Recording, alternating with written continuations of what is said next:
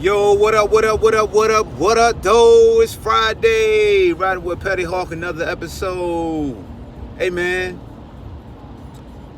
I wanted to talk about the transfer portal in college sports today. Mostly college college football. So, you see a lot of movement now with guys entering the transfer portal. And you see a lot of folks that really want to hold grudges against these young men for making decisions for them. A lot of people say that they quit.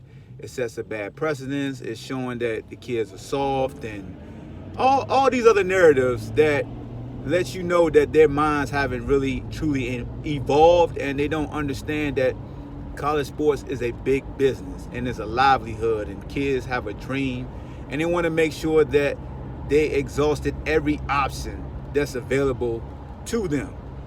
If it's available for them to transfer and go to another school in which they feel like that coaching staff can better utilize their talents, and that they can get more playing time, and that can help further their dream to play at the next level, I don't understand how folks can say that they're quitters, or they soft, or they're not sticking it out, or they had an obligation, they didn't fulfill their obligations. Because these same folks who talk like that are the same people who have switched jobs in their lives. The same people who set a New Year's resolution to lose weight, or stop drinking, or stop smoking, or making sure they work out.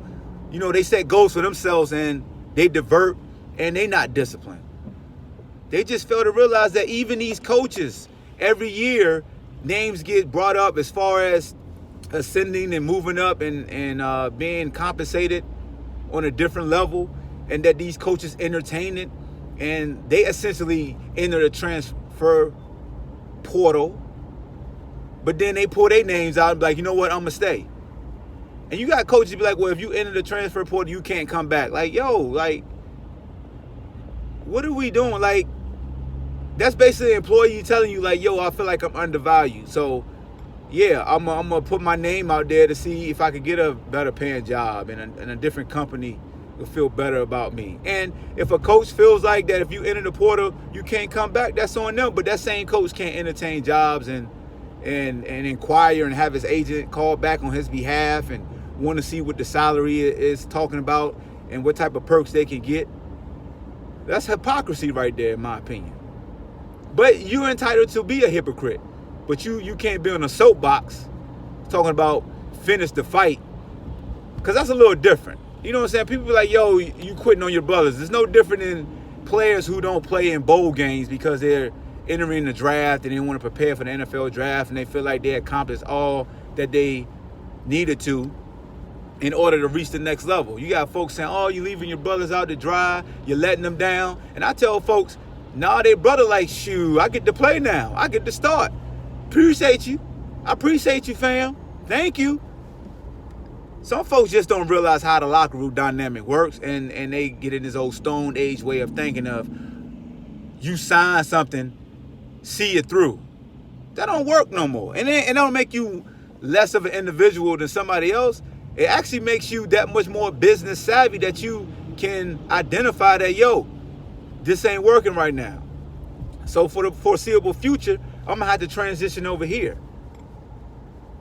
I mean, so we see so many guys transfer and they better themselves for the next level. And then you see guys who transfer and you don't hear nothing about them.